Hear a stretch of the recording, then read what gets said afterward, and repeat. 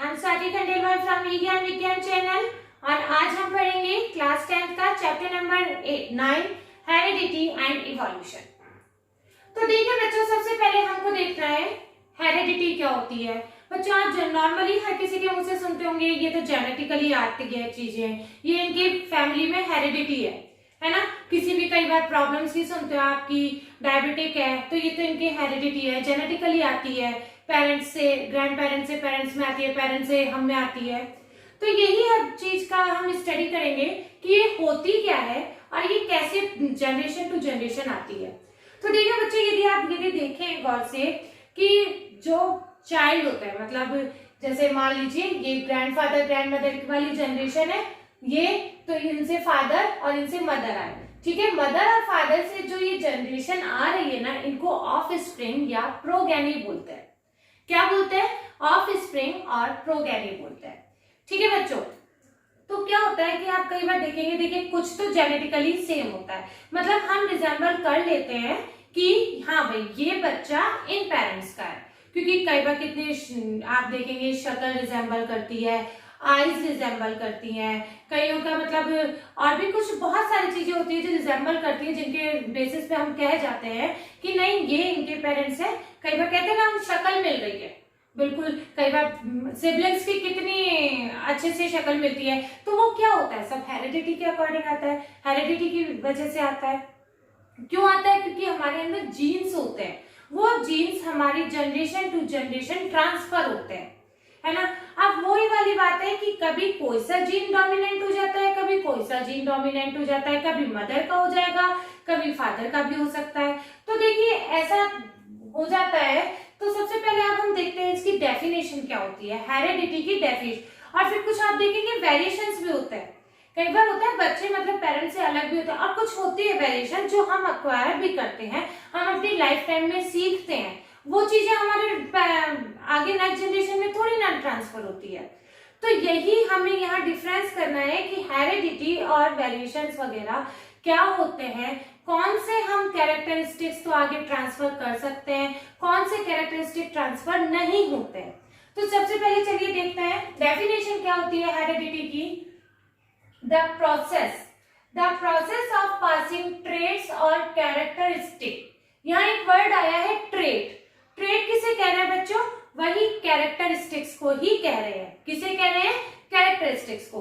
पर ट्रेट्स है, आप मतलब कंफ्यूज मत हो जाइएगा, आपकी बुक में ट्रेट्स हर जगह आ रहा है। तो ट्रेट्स किसे कह रहे हैं? कैरेक्टरिस्टिक्स को ही। The process of passing traits और characteristic from parents to offspring और one generation to next generation, यही प्रोसेस है। हेरिडिटी किसे कह रहे हैं? उस प्रोसेस को कह रहे हैं जिससे कैरेक्टरिस्टिक एक जनरेशन से दूसरी जनरेशन में ट्रांसफर हो रहे हैं, उसको हम क्या कह रहे हैं? हेरिडिटी कह रहे हैं।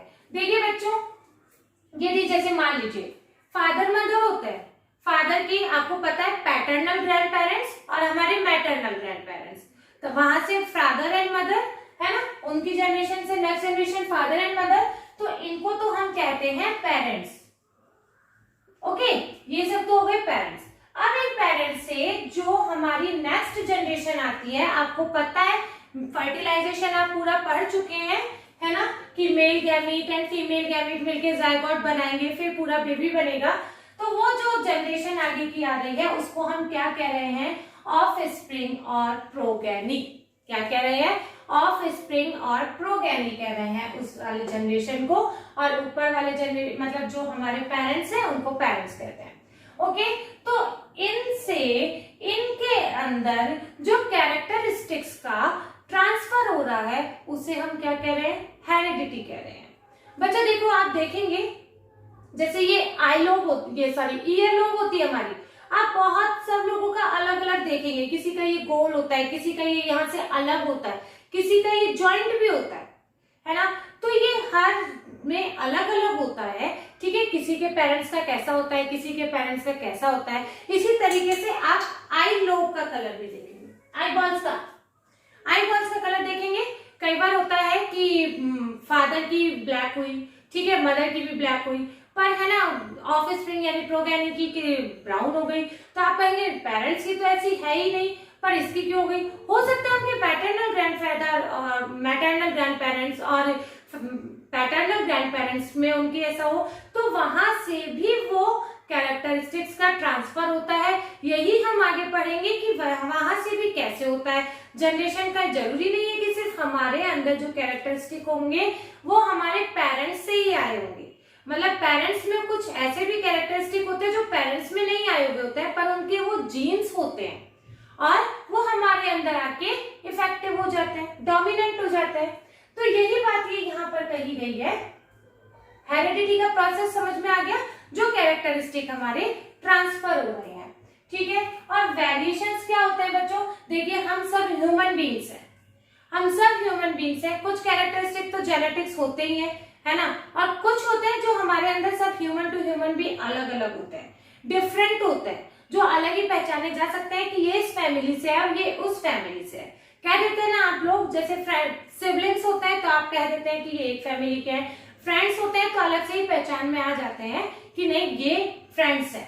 तो इसी बेसिस पे ये देखिए कि द वेरिएशंस की डेफिनेशन क्या हो गई? The differences in the traits among the individuals of same species. Same species में जो डिफरेंसेस होते हैं उनको हम क्या कह रहे हैं? वेरिएशंस। बच्चों यही वेरिएशंस धीरे धीरे धीरे धीरे होते जाते हैं और हजारों सालों में इवोल्यूशन बन जाते हैं। क्या बन जाता है? इवोल्यूशन हो जाता है। हमने देखा था ना, जैसे मतलब हम बचपन में, मतलब बचपन कह रही हूँ सॉरी, हमारे हजारों सालों पहले क्या होता था? मतलब बंदर थे ना, बंदर थे हम, मतलब ऐसे कहा जाता नहीं कि हमारे पूर्वज बंदर थे, बंदर थे हम। धीरे धीरे धीरे धीरे इवोल्यूशन होता गया और आज हम देखिए ह्यूमन बीइंग हो गए हैं, 2 पैर हैं, 2 हाथ हैं, ठीक है, हम अच्छे से तरीके से खाते हैं। बंदर खाते हैं कितने तरीके से? तो यही सब है कि ये वेरिएशन धीरे धीरे धीरे धीरे होते हुए इवोल्यूशन में हो जाते हैं, ठीक है। तो ये तो हो गया वेरिएशंस। वेरिएशंस भी बच्चे देखिए सोमैटिक वेरिएशंस होते हैं और जर्मिनल वेरिएशंस होता है। वही इनहेरिटेड ट्रेट्स और एक्वायर्ड ट्रेट्स कैसे होते हैं बच्चों? Inherited traits and acquired. Inherited mean देखिए traits that are transferred from parents to offspring. जो पेरेंट्स से ऑफस्प्रिंग में ट्रांसफर हुए हैं उन्हें हम क्या कह रहे हैं? Inherited traits. क्या कह रहे हैं बच्चों? Inherited traits, okay. और जैसे हाइट है ना, हाइट हुआ, हमारा स्किन कलर हुआ, हमारा हेयर कलर हुआ, ठीक है, ये सब हमारे क्या है? इनहेरिटेड ट्रेट्स हैं जो हमारे पेरेंट्स से रिजेंबल करते हैं, ओके। हमारी हाइट कहते हैं ना पेरेंट्स पे गई हुई होती है। जिसके पेरेंट्स टॉल होते हैं उनके चाइल्ड भी टॉल होते हैं, ओके। जिनके थोड़े कम हाइट के होते हैं उनके बच्चे भी कम हाइट के होते हैं, ओके। फिर ये प्रेजेंट इन जीन्स, मतलब ये ट्रेट्स ऑफ कोर्स जीन्स से ट्रांसफर हुए हैं तो जीन्स में ही प्रेजेंट होते हैं। These are genetic variation caused in reproductive tissue. यानी ये स्पर्म और जेल से जब उनका जायगोट फॉर्मेशन होता है उनके थ्रू ये आते हैं, यानी ये जेनेटिक वेरिएशंस होते हैं। अब आता है एक्वायर्ड ट्रेट्स। क्या आता है बच्चों? Acquired trait. एक्वायर्ड ट्रेट वो होते हैं जो हम अपनी लाइफ टाइम में हम जो सीख रहे होते हैं, आप लोग पढ़ रहे हैं, इस टाइम अपनी नॉलेज गेन कर रहे हैं। जरूरी नहीं है कि आपके पेरेंट्स भी इतने ही पढ़े लिखे हुए हो और आप कम पढ़े लिखे हो, या फिर आपके पेरेंट्स ज्यादा पढ़े लिखे हो और सॉरी मतलब जरूरी नहीं होता है कि बच्चों की, कई बार होता है कि पेरेंट्स कम पढ़े लिखे होते हैं पर उनके बच्चे बहुत इंटेलिजेंट हो जाते हैं, है ना। तो हम ये तो नहीं कह सकते ना कि ये जेनेटिकली आया है, नहीं, ये जेनेटिकली नहीं होता। ये अपन बच्चे मतलब वो हम अपनी लाइफ में ही गेन करते हैं, यानी आप जो नॉलेज गेन कर रहे हो वो अपने बेसिस पे कर रहे हो, ये जेनेटिकली नहीं आया है, ओके। तो यही बात ये कही गई है। एक्वायर्ड ट्रेट में क्या होता है? Trait that are developed throughout life, यानी जो हमारी लाइफ में डेवलप कर रहे हैं। आप कह सकते हैं किसी भी रेसलर का बेटा जरूरी नहीं है रेसलर ही होगा, क्यों? क्योंकि किसी भी रेसलर ने अपनी बॉडी तो खुद बनाई है ना, अच्छा खा पी के, इतनी एक्सरसाइजेस वगैरह करके, पर जरूरी नहीं है उसके बच्चे भी वैसे ही होंगे, है ना। तो वो उसका क्या हो गया? Acquired trait. कौन से ट्रेट हो गए? एक्वायर्ड ट्रेट हो गए, ठीक है। जैसे लर्निंग म्यूजिक, कोई भाई म्यूजिक जैसे ये सिंगर्स वगैरह होते हैं, जरूरी नहीं है इनके पेरेंट्स भी, उनको सीखना पड़ता है, वो अलग बात है कि पेरेंट्स सिखाते हैं, जिसमें अपन एक्सपर्ट होते हैं, वो अपने बच्चों को अपन जरूर सिखाते हैं, पर वो सीखना पड़ता है, ठीक है। वो जेनेटिकली नहीं आता है कि किसी सिंगर की आवाज बहुत अच्छी है तो जरूरी नहीं है उसके बच्चों की भी आवाज उतनी ही अच्छी होगी, है ना, ठीक है। These are somatic variation caused in non reproductive tissue. ये जो जनरल सेल्स होती है, नॉर्मल सेल्स होती है, उनसे आते हैं, है ना। और ये मतलब हमारे ट्रेड्स लाइफ में जो हम एक्वायर कर रहे हैं, ये उस तरीके के ट्रेड्स होते हैं। ओके बच्चों, हम पढ़ेंगे genetics. Genetics study of the inheritance या हेरिडिटी और वेरिएशंस। किसे कह रहे हैं जेनेटिक्स हम? Study of the inheritance and variations, यानी इस हेरिडिटी एंड वेरिएशंस की स्टडी करने को हम क्या कहते हैं? जेनेटिक्स कहते हैं। अब किसने की जेनेटिक्स की स्टडी सबसे ज्यादा? ग्रीगोर मेंडल, साइंटिस्ट नेम है ग्रीगोर मेंडल, जिन्हें हम फादर ऑफ जेनेटिक्स भी कहते हैं, ठीक है। इनका बहुत कंट्रीब्यूशन है जेनेटिक्स को समझाने में। तो father of the genetics are is Gregor Mendel, ठीक है बच्चों। अब ऐसा तो नहीं हो सकता था कि अब इनको स्टडी करनी थी कि भाई कैसे हेरिडिटी का स्टडी की जाए, कैसे जनरेशन टू जनरेशन कैरेक्टर्स का ट्रांसफर देखा जाए। तो यदि वो ह्यूमन में तो नहीं देख सकते थे, एक यदि वो 100 ईयर्स तक भी जिएंगे तो भी कितनी जनरेशन तक की स्टडी कर पाएंगे? हमारे ग्रैंड पेरेंट्स, हमारे पेरेंट्स, हम और हमारे ऑफिस में, है ना, नेक्स्ट जनरेशन, ठीक है। पर ऐसा तो नहीं होगा ना कि फिर 4 पे ही उनको सारा कुछ स्टडी करने को मिल जाए। तो उनको कुछ अदर भी स्टडी करना था जिनकी फास्ट फ्लो, जिससे वो जनरेशन टू जनरेशन उनकी स्टडी कर सके।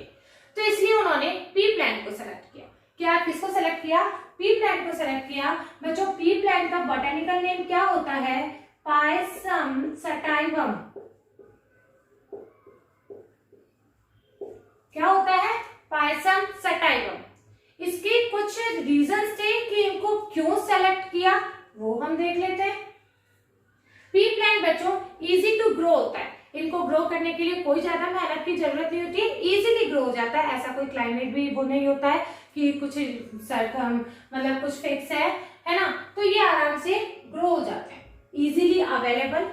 आपको पता है हर जगह मिल जाता है, मतलब जहां पर भी हम प्रेजेंट है तो हमें मटर हर जगह मिलता है। ऐसा नहीं है कि इंडिया के एक ही कोने में मिलेंगे, दूसरे कोने में नहीं मिलेंगे, तो भाई वहां से वहां जाके लाना पड़ेगा, फिर हम स्टडी कैसे करेंगे? तो इजीली अवेलेबल है। ओके, थर्ड है शॉर्ट लाइफ साइकिल, जो बहुत जरूरी है। इसीलिए तो इन्होंने पी प्लांट को सेलेक्ट किया कि शॉर्ट लाइफ साइकिल थी, यानी हम जनरेशन टू जनरेशन, बहुत सारी जनरेशन पर स्टडी कर सकते थे। Next, does not require too much take care. Okay, तो क्या है, इनको ज्यादा टेक केयर की जरूरत नहीं होती है। जैसे नॉर्मल गार्डनिंग हम करते हैं वैसे ही आसानी से उग जाते हैं, है ना। तो मतलब ठीक है, बहुत टेक केयर की जरूरत नहीं होती है। And the last is the most important reason, 7 pair of contrasting characteristic. Okay, contrasting characteristic means opposite जो कैरेक्टरिस्टिक, मतलब कुछ डोमिनेंट है, कुछ रिसेसिव है ना। वो देख लेते हैं हम 7 पेयर्स क्या क्या है। ये देखिए बच्चों, आपको देखना पड़ेगा कि कौन से हैं 7 पेयर्स। तो ये 7 पेयर्स के नाम है जो कैरेक्टरिस्टिक है, ये डोमिनेंट ट्रेट और ये रिसेसिव ट्रेट। 2 तरह के होते हैं, जैसे हम भी टॉल होते हैं और हमारा ही सिबलिंग शॉर्ट भी होता है। देखते हैं ना कि हम ही घर में, जैसे आप लोग सिबलिंग्स हैं तो एक टॉल होगा एक शॉर्ट होगा, तो वही वो चीज इसमें दिखाई गई है। जैसे सीड कलर, सीड कलर का डोमिनेंट होता है येलो। सीड कलर 2 तरह के होते हैं, मटर का दाना होता है वो होता है seed colour yellow and green. Yellow is the dominant characteristic and the green is the recessive characteristic. Seed shape, seed shape आपको पता है मटर गोल भी होता है, ठीक है, मेनली गोल ही होता है, राउंड शेप, और एक रिंकल भी होता है। ये देखिए ऐसे दबा हुआ चपटा होता है ना, बहुत सारे चपटे भी होते हैं, बहुत सारे बिल्कुल गोल भी होते हैं, ठीक है। तो वही कैरेक्टरिस्टिक वही है, शेप राउंड है एंड रिंकल है। फ्लावर कलर 2 टाइप का होता है, पर्पल एंड व्हाइट। पर्पल क्या होता है बच्चों? पर्पल डोमिनेंट होता है and white is the recessive, white is the recessive characteristic. फिर आता है प्लांट साइज। प्लांट साइज आपको बताया टॉल होता है एंड शॉर्ट होता है, टॉल एंड शॉर्ट 2 तरह के प्लांट्स होता है यहाँ पर। पॉड कलर, पॉड कलर आपको पता है, पॉड यही होता है ना मटर,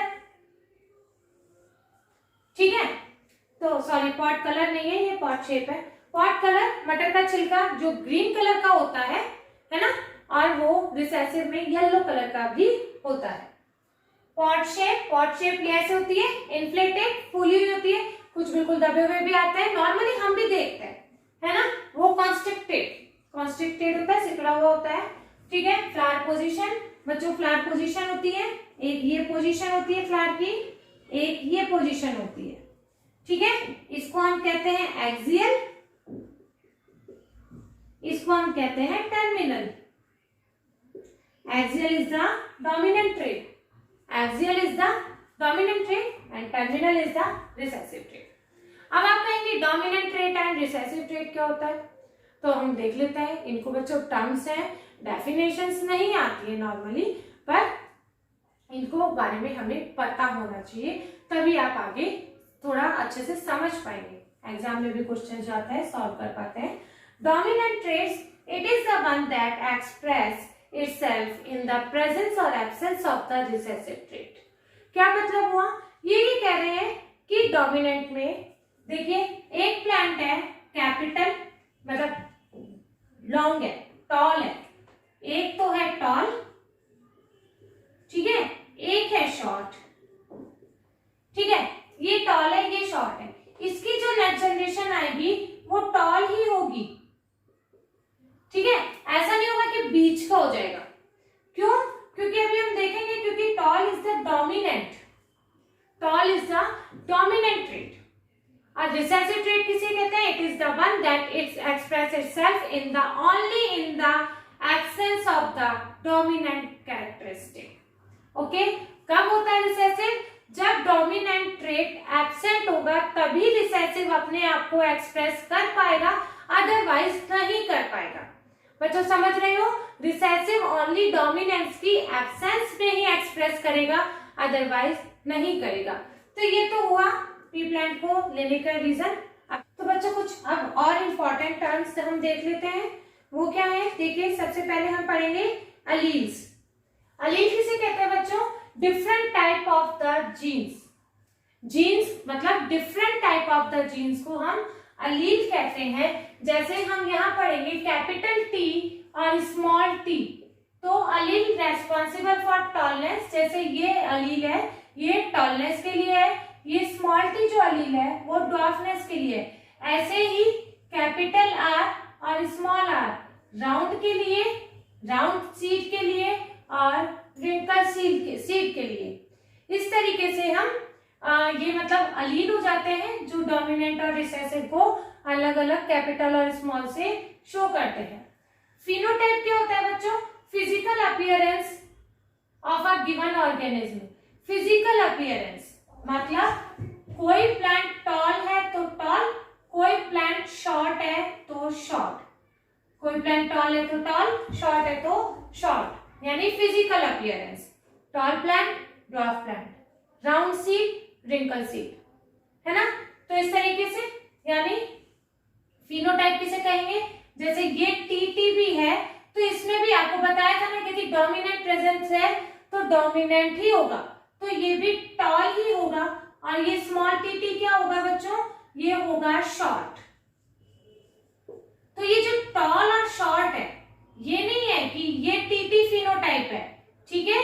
मतलब हम आपको बता रहे हैं कि टॉल होगा, पर ये जो टॉल है और ये शॉर्ट है ये इसका फिनोटाइप है। मैं टॉल हूं, ये मेरा फिनोटाइप है, पर मेरा जीन्स में क्या है ये अभी आपको नहीं पता है। तो फिजिकल अपीयरेंस यानी टॉल, ओके। जी मतलब टॉल ही नहीं है, मतलब राउंड है, सब तरह का जिस तरीके का वो दिखेगा हमें वो है, उसके अंदर का नहीं जानते हम कि क्या है, पर physical appearance. Now genotype, genetic code responsible for any given phenotype. अब फिनोटाइप तो हो गया कि भाई वो टॉल है, पर उसका जेनेटिक कोड क्या है? उसका जेनेटिक कोड क्या है? वो होता है जीनोटाइप। जैसे अभी हम लिखेंगे small capital T small T, capital T capital T, small T, these all are genotype. Capital R capital R, capital R small R, small R small R, these also are genotype. अब homozygous, homozygous किसे कहते हैं बच्चों? Homozygous same type of allele, homozygous same type of allele, जैसे capital T same type है, small T same type है, capital R same type है, small are same type है। Heterozygous different type of allele, जैसे capital T, capital R, small R, alleles different है ना, दोनों alleles different है, तो ये हेट्रोजाइगस है। ओके बच्चों, ये हेट्रोजाइगस है, ये भी हेट्रोजाइगस है। ठीक है, ये कुछ हो गई टर्म्स। अब हम देखेंगे cross, monohybrid cross and dihybrid cross. Monohybrid cross किसे कहते हैं? Study of the single trait. किसे कहते हैं बच्चों? Study of the single trait. मान लीजिए एक टॉल प्लांट लिया हमने, एक हमने लिया शॉर्ट प्लांट। ठीक है, टॉल को हम कहेंगे कैपिटल टी, शॉर्ट को हम कहेंगे स्मॉल टी। ठीक है, इनका हम क्रॉस फर्टिलाइजेशन जिसे हम कहते हैं, तो यानी क्रॉसिंग क्या करवा रहे हैं? Cross fertilisation.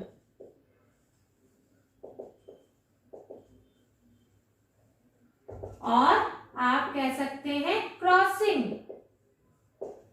कराए।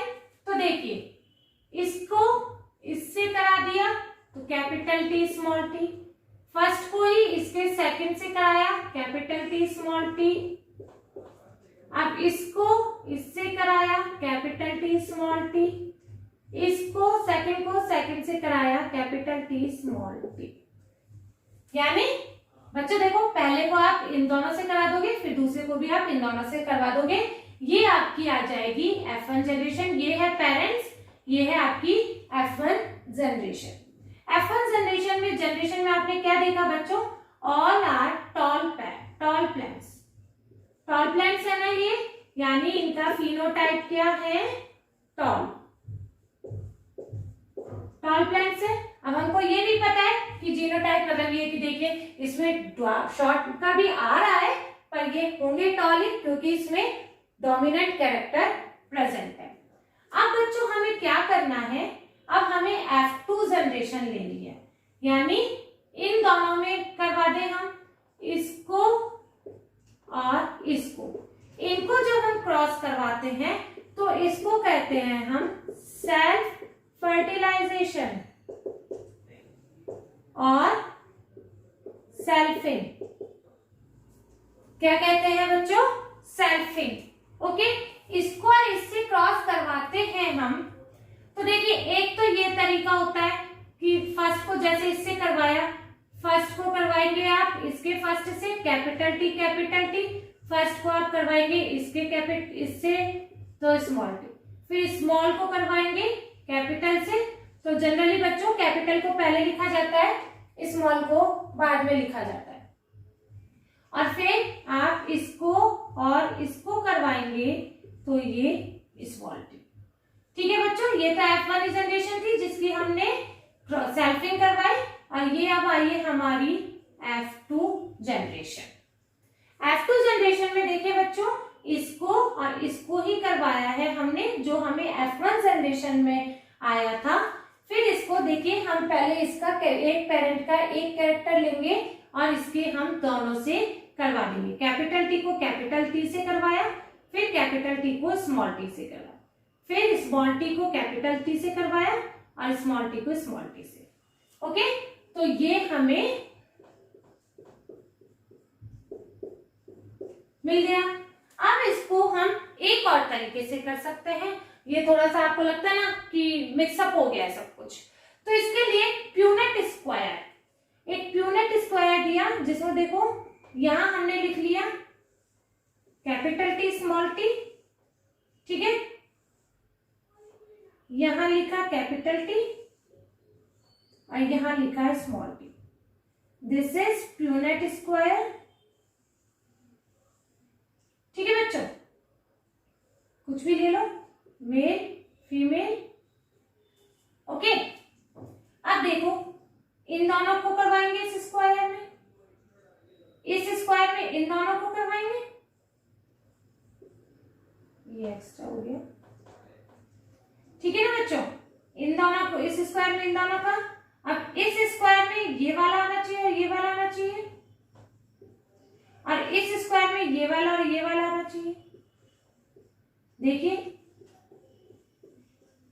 यही वाला रेशियो आया है ना। तो Punnett square more easy than this method. Okay, तो अब हम देखेंगे इनका फिनोटाइप। फिनोटाइपिक रेशियो यदि हम देखें इसमें, तो देखो बच्चों, फिनोटाइप में ये भी टॉल है, ये कैपिटल टी स्मॉल टी है, यहां पर देख लीजिए, ये कैपिटल टी स्मॉल टी, ये कैपिटल टी स्मॉल टी और ये कैपिटल टी स्मॉल टी, ये कैपिटल टी, इसमें कैपिटल टी और इसमें भी कैपिटल टी, यानी 3 प्लांट्स तो हो गए टॉल और 1 प्लांट हो गया शॉर्ट, यानी फिनोटाइप रेशियो क्या हुआ बच्चों, 3:1। नाउ अब हम देखेंगे जीनोटाइपिक रेशियो।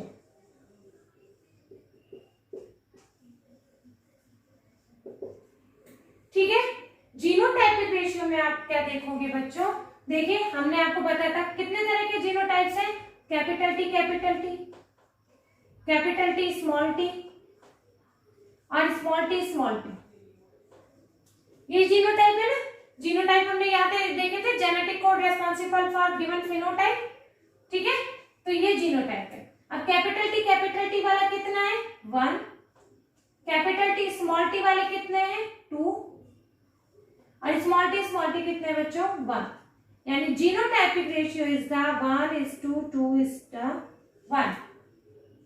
यानी देखो बच्चों, आपने क्या देखा, F1 में तो ऑल प्लांट्स आर टॉल, यानी अब आप क्या कहेंगे, यदि मान लीजिए टॉल प्लांट फादर है और शॉर्ट प्लांट मदर है, तो क्या कहेंगे आप कि मदर के जीन्स का कोई इफेक्ट नहीं आया क्या चाइल्ड में, ऐसा तो नहीं होता है, जबकि हम ये नॉर्मली जानते हैं कि मदर एंड फादर दोनों इक्वली रेस्पॉन्सिबल होते हैं हर कैरेक्टर के लिए, इक्वली उनका ट्रांसफर होता है हर कैरेक्टर के लिए, पर कौन सा डोमिनेंट हो जाता है ये हमें नहीं पता चलता है। तो इसी तरीके से यहाँ F1 जनरेशन में तो सारे टॉल थे, ठीक है, यानी सबको लगा कि भाई एक ही पेरेंट पे गए, पर जब हमने इनका करवाई, सेल्फ फर्टिलाइजेशन करवाया, तो हमने क्या देखा, 3 तो टॉल मिले पर एक शॉर्ट मिला, जबकि यहाँ तो दोनों प्लांट ही टॉल थे। F1 जनरेशन में जो हमने लिया वो सारे टॉल ही थे, देखिए ये दोनों टॉल तो थे जिनकी हमने सेल्फिंग कराई, तो ये दोनों टॉल थे, पर F2 जनरेशन में क्या मिला, एक प्लांट हमें शॉर्ट भी मिला। तो इसका हमने यही देखा, ये कहां से आया, ये पेरेंट से तो आया है ना। तो यानी मदर एंड पेरेंट दोनों ही मतलब 50-50 पूरे कैरेक्टर ट्रांसफर करते हैं, दोनों ही रेस्पॉन्सिबल होते हैं। इसी तरीके से F2 जनरेशन में अब ये आया। बच्चों अब हम क्या पढ़ेंगे, डाई हाइब्रिड क्रॉस। अब तक हमने पढ़ा मोनो हाइब्रिड क्रॉस जिसमें ओनली टॉल एंड शॉर्ट लिया।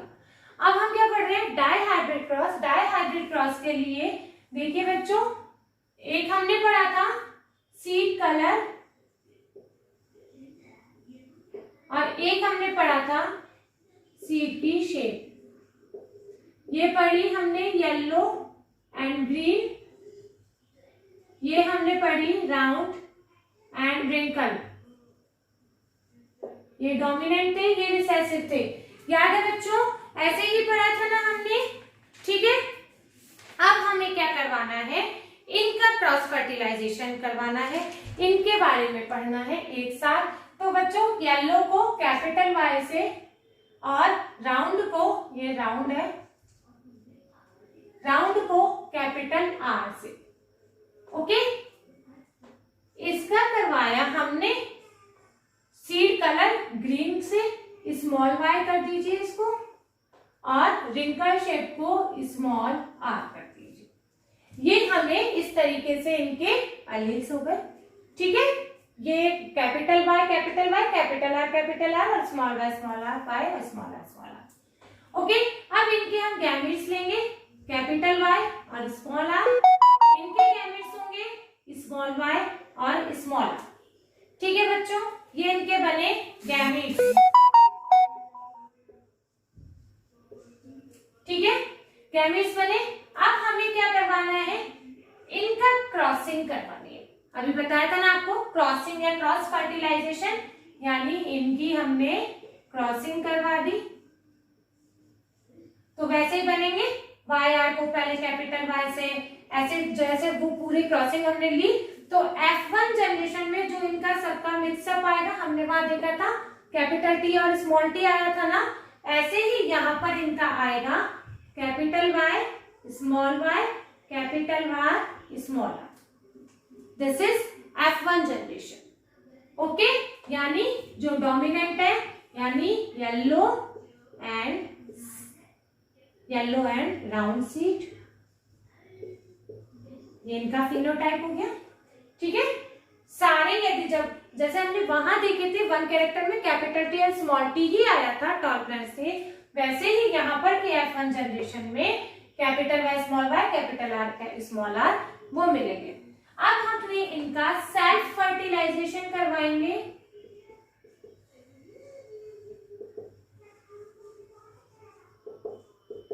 सेल्फ फर्टिलाइजेशन करवाएंगे। ठीक है, सॉरी पहले इनके गैमेट्स बना ले। देखिए capital Y small R, self fertilization को हटाइए पहले। अब इनके गैमेट्स बनेंगे। F1 के gametes capital Y small R, capital Y small R, यहाँ sorry capital Y small R. अब स्मॉल वाई के साथ ले लीजिए स्मॉल वाई कैपिटल आर और small Y small R. These are gametes of F2 generation. ठीक है, अब इनका करवाओ सेल्फ फर्टिलाइजेशन।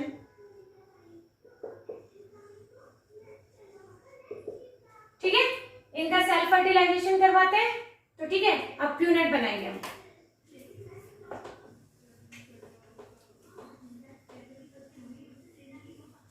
ये करवाया बच्चों हमने, 4 गैमेट्स बन गए। ये इनका ये आया है ना, ये F1 जनरेशन के गैमेट्स बने हैं। अब जो हमारी F2 जनरेशन आ रही है, अब उसके बारे में हम देखते हैं। देखिए यहाँ पर बना लेते हैं Punnett. Capital Y small R, capital Y small, capital R small R, small Y capital R और small Y small R. Okay बच्चों, ठीक है ना।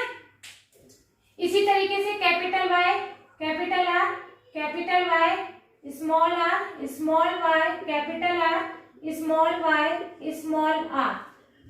अब हम इनका ये यहाँ पर कर दीजिए, कोई भी मेल कोई भी फीमेल। ठीक है, तो आप कर दीजिए इनका। ये देखिए capital Y capital R capital R, यहाँ capital Y capital R small R. देख लीजिए आप, capital Y small Y capital R capital R, capital Y small Y capital R small R. अब जो बना capital Y capital R small R, capital Y इन दोनों का करवा रहे हैं हम। कैपिटल वाई स्मॉल आर, फिर ये capital Y small Y capital R small R, capital Y small R small R. यहाँ बना capital Y small Y capital R, capital Y small Y capital R small R, capital Y capital R sorry small Y capital R small R. अब मैं जल्दी जल्दी कर रही हूँ बच्चों।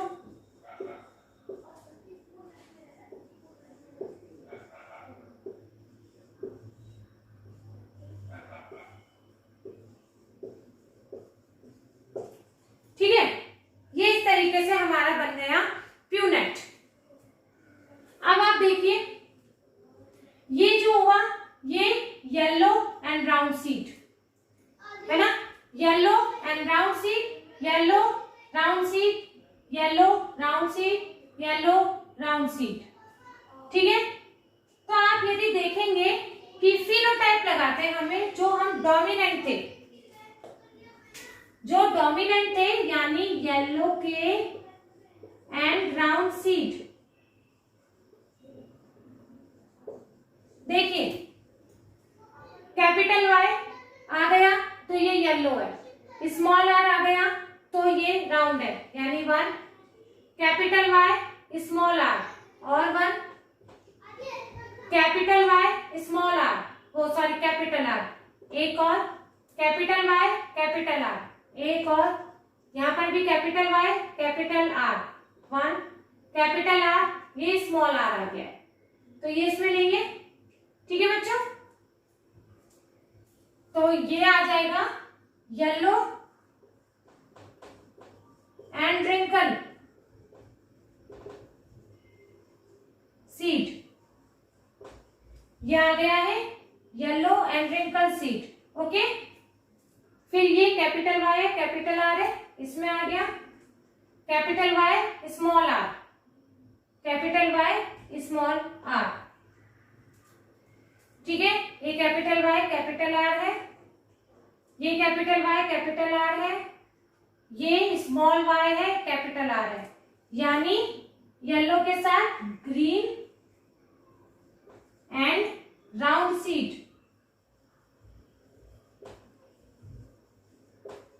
ये आ गया है, ये स्मॉल वाई यानी green and round seed.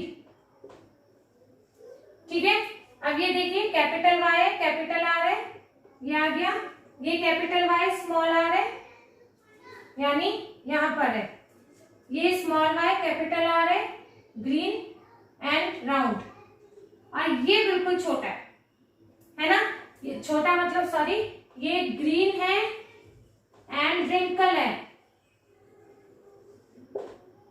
Wrinkle seed है, ये हो गया है 1, यानी इनका देखिए 9:3:3:1।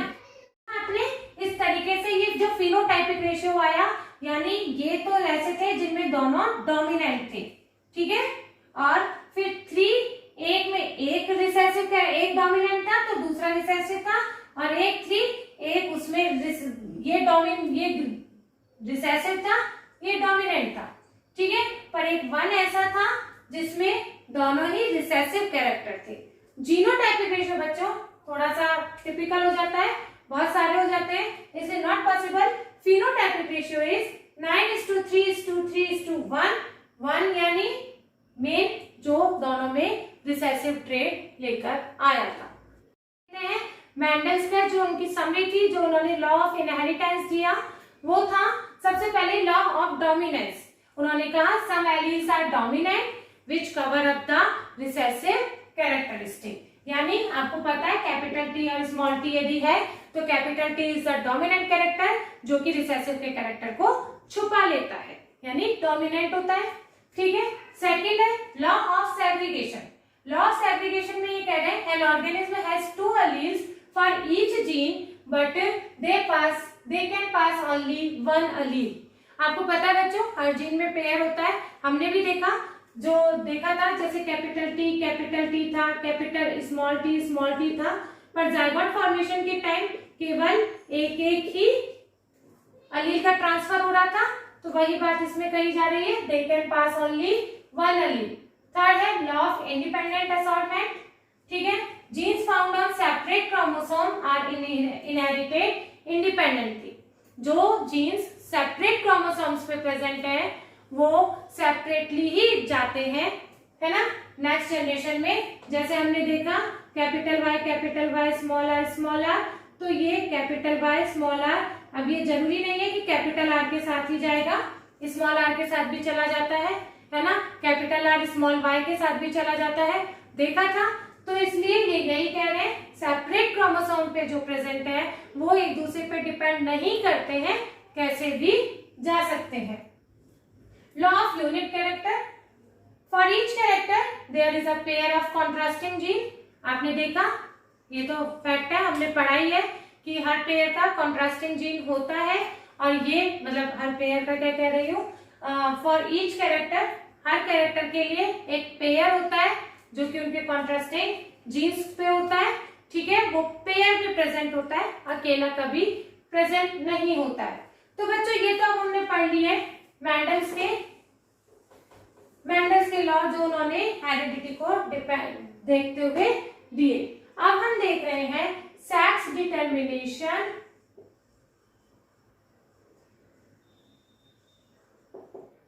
इन ह्यूमन, ठीक है, सेक्स डिटर्मिनेशन इन ह्यूमन। आपको पता है बच्चों कि हमारे 23 पेयर ऑफ द क्रोमोसोम्स होते हैं, ओके। तो यानी जो मेल में होते हैं, आपको पता है कि 20 मेल में 22 प्लस XY, ठीक है, ये responsible for the genes, responsible for the male. और फीमेल में कौन से होते हैं बच्चों? 22 पेयर्स, और जो जम्स के होते हैं वो होते हैं XX। क्या होता है बच्चों? X होता है जो फीमेल में प्रेजेंट होता है, ठीक है। अब इनके जो गैमीट्स बनेंगे, ये क्रोमोसोम है, ये क्रोमोसोम है ना, जो इनमें जीन्स है। अब इनके जो गैमीट्स बनाएंगे हम, इनपे कौन सा होगा? एक गैमीट्स, अब वो आगे लिखते जाएंगे 22 प्लस X। इनके गैमीट्स बनेंगे X और Y, और इनमें जो गैमीट बनेगा वो X ही बनेगा, है ना, यही बनेगा ना। इनके जो गैमीट्स है ये XY है। यदि हम ये 22 प्लस को हटा दें, ये इसको हटा दें, ये मेल है, XY गैमीट्स है इनके XX है, ठीक है ना बच्चों। एग और स्पर्म में 23 होते हैं क्रोमोसोम, आपको पता है, क्योंकि उनको जाइगोट फॉर्मेशन में फ्यूजन होता है, फर्टिलाइजेशन होके वो 46 हो जाते हैं, ओके। तो अब जो इनके गैमीट्स बना रहे हैं वो इनके गैमीट्स बन गए, ये X है, ये Y है। मेल में 2 टाइप के हैं, फीमेल में ओनली 1 टाइप का है। अब इनका जब फर्टिलाइजेशन होगा तो देखिए कैसे होगा, इस X का इस X के साथ, ठीक है, इसका तो यही होगा, और इस Y का इस Y के साथ XY। XX जो है इससे क्या होगा बच्चों? Baby girl. और XY से क्या होता है बच्चों? Baby boy. देखा बच्चों, यानी फीमेल में तो क्रोमोसोम XX ही है, ये फादर पे डिपेंड होता है कि चाइल्ड जो होगा, नेक्स्ट जनरेशन में जो चाइल्ड होगा वो बॉय होगा या गर्ल होगी, ये फादर से आ रहा है, ये फादर्स के गैमीट्स जो आ रहे हैं उनसे आ रहा है। यानी ये मदर पर डिपेंड नहीं कर रहा है, फादर पर डिपेंड कर रहा है, ठीक है बच्चों। जो हमारे पुराने जमाने में कहा जाता था कि एक फीमेल को जिम्मेदार ठहराया जाता है कि बेटी और बेटे के लिए, वो यहाँ नहीं है। ये समझा जाए तो male is responsible for this sex determination, है ना। तो यहाँ आया बेबी गर्ल, एक्सेस हुआ, यानी फीमेल का तो एक्स क्रोमोसोम आना है, मेल का कौन सा हमारा एक्स के साथ फर्टिलाइज्ड होता है वो डिपेंड करता है, और बेबी बॉय और बेबी गर्ल उससे डिपेंड होता है, ठीक है बच्चों। तो ये हमारा हेरिडिटी का टॉपिक यहीं पर कंप्लीट होता है। प्लीज मेरे वीडियो यदि आपको पसंद आ रहे हो तो प्लीज सब्सक्राइब कीजिए मेरे चैनल को, और प्लीज लाइक एंड शेयर भी कीजिए। Bye bye.